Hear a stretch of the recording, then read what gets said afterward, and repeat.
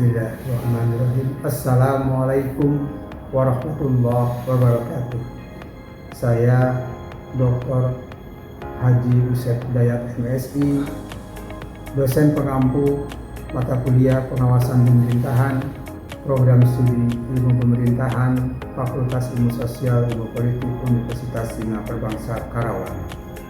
Pada pertemuan ketiga ini, kita membahas tema jenis-jenis pengawasan. Materi ini bertujuan untuk mencapai capaian pembelajaran lulusan atau CPL berupa penguasaan konsep teoritis pengawasan pemerintahan, P17, kemampuan supervisi dan evaluasi kerja K7, serta keterampilan melayani masyarakat melalui prosedur baku KK2. Capaian pembelajaran mata kuliah CPMK yang ingin dicapai pada sesi ini adalah mahasiswa mampu mengelompokkan jenis-jenis pengawasan pemerintahan.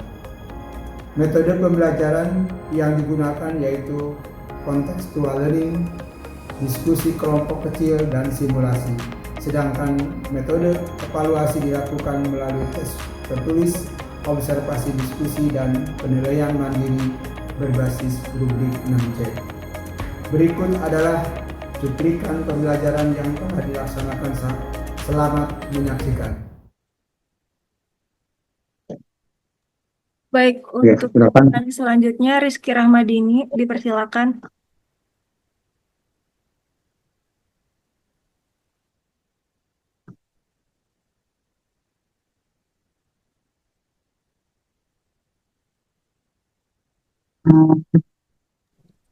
Baik, sebelumnya perkenalkan nama saya Rizky Rahmadini, perwakilan dari kelompok 4.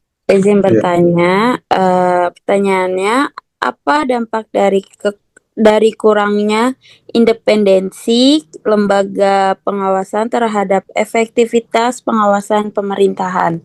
Terima kasih. Baik, terima kasih untuk pertanyaannya Puspita Dewi dan Rizky Rahmadini. Izinkan kelompok kami untuk berdiskusi sebentar ya Pak. Siap, Bangga, silakan. Ya, intinya paparan materi tadi sudah disampaikan oleh kelompok 3. Silakan kelompok 3 untuk diskusi dengan grupnya untuk nanti mempersiapkan jawaban dua pertanyaan tadi. Silakan. Baik Pak, izin menjawab untuk pertanyaan Puspita Dewi Lestari. Ya, silakan. Baik, pertanyaannya, apa konsekuensi dari lemahnya pengawasan pemerintahan terhadap kebijakan publik dan kepercayaan masyarakat? Betul begitu, Puspita Dewi Lestari? Betul, India. Baik, izin menjawab pertanyaan dari saudara. Jawabannya, lemahnya pengawasan dapat menyebabkan penyalahgunaan wewenang, korupsi, kebijakan yang tidak efektif, serta berkurangnya kepercayaan masyarakat terhadap pemerintah. Dalam waktu panjang, hal ini dapat menghambat pembangunan, meningkatkan ketimpangan sosial, serta menurunkan legitimasi masyarakat. Seperti itu. Apakah kurang jelas? Sudah jelas, India. Terima kasih. Baik, sama-sama. Baik Bapak, saya izin menjawab pertanyaan dari Rizky Rahmadini. Silakan. Tadi Rizky bertanya, apa dampak dari kurangnya independensi lembaga pengawas terhadap efektivitas pengawasan pemerintahan? Jawabannya itu, intervensi politik dapat menghambat independensi lembaga pengawas, terutama dalam kasus penyelidikan terhadap pejabat atau kebijakan yang didukung pihak berpengaruh. Solusi utamanya adalah memperkuat independensi lembaga pengawas, menerapkan sistem meritokrasi dalam penunjukan pejabat pengawas, serta meningkatkan transparansi melalui partisipasi publik dan media. Begitu jawabannya Rizky Ramadhani. Apakah bisa diterima? Bisa diterima, Adel. Terima kasih. Sama-sama, Rizky. Baik, untuk pertanyaan sudah terjawab semua. Selanjutnya saya akan membacakan kesimpulan. Apakah boleh dibantu untuk share screen PowerPoint? Yang simpulan. Ya. Baik, untuk kesimpulan dari pemaparan materi kelompok 3, pengawasan pemerintahan berperan penting dalam memastikan transparansi, akuntabilitas, dan efektivitas guna mencegah penyimpangan seperti korupsi. Pengawasan ini terbagi menjadi 5, yaitu internal, eksternal, legislatif, publik, dan yudisial. Masing-masing memiliki peran strategis dalam mengawal kebijakan pemerintah. Studi kasus seperti korupsi dana desa, skandal EKTP, dan interpelasi DPR menunjukkan bahwa pengawasan yang lemah dapat berdampak buruk, sementara pengawasan yang efektif mampu mengungkap penyimpangan. Tantangan utama pengawasan meliputi independensi lembaga, intervensi politik, dan keterbatasan sumber daya. Untuk meningkatkan efektivitas pengawasan, diperlukan penguatan lembaga pengawas, digitalisasi data, partisipasi publik yang lebih luas, serta reformasi regulasi dan penegakan hukum. Sinergi antara pemerintah, masyarakat, dan penegak hukum harus terus diperkuat demi menciptakan pemerintah yang bersih dan akuntabel. Ya.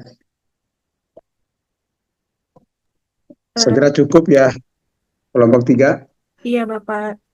Oke, terima kasih kepada kelompok 3 yang sudah tampil malam hari ini. Subahasannya tentang jenis-jenis pengawasan. Tadi sudah disampaikan bahwa poinnya dari materi ini adalah penting untuk transparan, ya, akuntabel, dan pencegahan penyimpangan. Tadi sudah disebutkan bahwa kasus demi kasus terjadi, tapi solusi yang paling penting adalah penguatan lembaga pengawas, digitalisasi data, peningkatan partisipasi publik, dan reformasi regulasi. Semua harus bersinergi ya. Sinergi semua pihak diperlukan demi pemerintahan yang bersih dan akuntabel. Itu poinnya dari materi yang disampaikan oleh kelompok 3. Mungkin itu, sekali lagi terima kasih ya kelompok 3 sudah tampil pada malam hari ini. Kita Bapak tutup pertemuan pada malam hari ini. Sekali lagi terima kasih kelompok 3 sudah tampil, dan Bapak akhiri.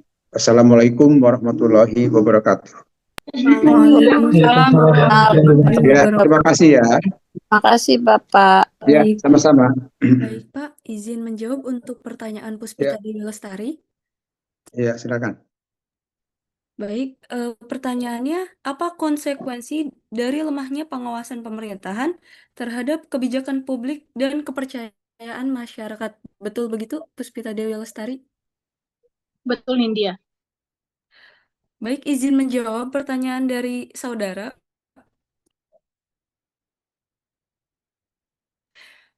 Jawabannya, lemahnya pengawasan dapat menyebabkan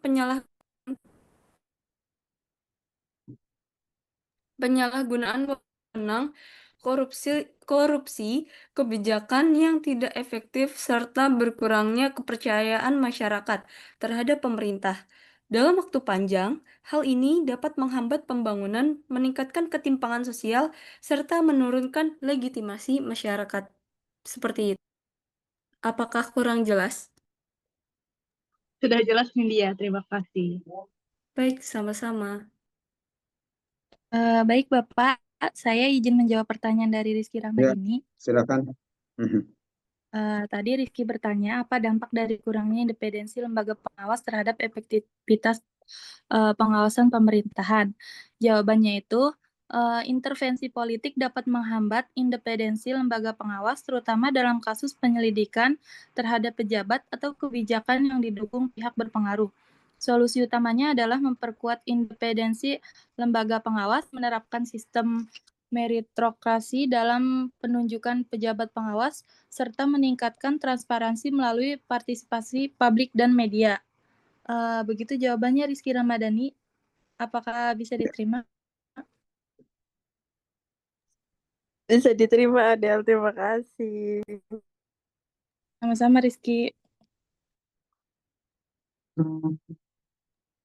Baik, untuk pertanyaan sudah terjawab semua. Selanjutnya saya akan membacakan kesimpulan. Apakah boleh dibantu untuk share screen PowerPoint? Yang simpulan. Ya. Baik, untuk kesimpulan dari pemaparan materi kelompok 3, pengawasan pemerintahan berperan penting dalam memastikan transparansi, akuntabilitas, dan efektivitas guna mencegah penyimpangan seperti korupsi. Pengawasan ini terbagi menjadi 5, yaitu internal, eksternal, legislatif, publik, dan yudisial. Masing-masing memiliki peran strategis dalam mengawal kebijakan pemerintah. Studi kasus seperti korupsi dana desa, skandal EKTP, dan interpelasi DPR menunjukkan bahwa pengawasan yang lemah dapat berdampak buruk, sementara pengawasan yang efektif mampu mengungkap penyimpangan. Tantangan utama pengawasan meliputi independensi lembaga, intervensi politik, dan keterbatasan sumber daya. Untuk meningkatkan efektivitas pengawasan, diperlukan penguatan lembaga pengawas, digitalisasi data, partisipasi publik yang lebih luas, serta reformasi regulasi dan penegakan hukum. Sinergi antara pemerintah, masyarakat, dan penegak hukum harus terus diperkuat demi menciptakan pemerintah yang bersih dan akuntabel. Ya. Segera cukup ya, kelompok 3. Iya, Bapak. Oke, terima kasih kepada kelompok 3 yang sudah tampil malam hari ini. Subahasannya tentang jenis-jenis pengawasan. Tadi sudah disampaikan bahwa poinnya dari materi ini adalah penting untuk transparan, ya, akuntabel, dan pencegahan penyimpangan. Tadi sudah disebutkan bahwa kasus demi kasus terjadi, tapi solusi yang paling penting adalah penguatan lembaga pengawas, digitalisasi data, peningkatan partisipasi publik, dan reformasi regulasi. Semua harus bersinergi ya. Sinergi semua pihak diperlukan demi pemerintahan yang bersih dan akuntabel. Itu poinnya dari materi yang disampaikan oleh kelompok 3. Mungkin itu, sekali lagi terima kasih ya kelompok 3 sudah tampil pada malam hari ini. Kita Bapak tutup pertemuan pada malam hari ini. Sekali lagi terima kasih kelompok 3 sudah tampil, dan Bapak akhiri. Assalamualaikum warahmatullahi wabarakatuh. Waalaikumsalam Ya, terima kasih ya. Terima kasih, Bapak. Demikianlah cuplikan proses pembelajaran pertemuan ketiga mata kuliah pengawasan pemerintahan dengan tema jenis-jenis pengawasan, program studi ilmu pemerintahan, Fakultas Ilmu Sosial dan Ilmu Politik, Universitas Sina Terbangsa Karawang. Semoga tayangan ini dapat memberikan gambaran yang baik tentang proses pembelajaran dan menjadi bahan penilaian yang bermanfaat. Wassalamualaikum warahmatullahi wabarakatuh.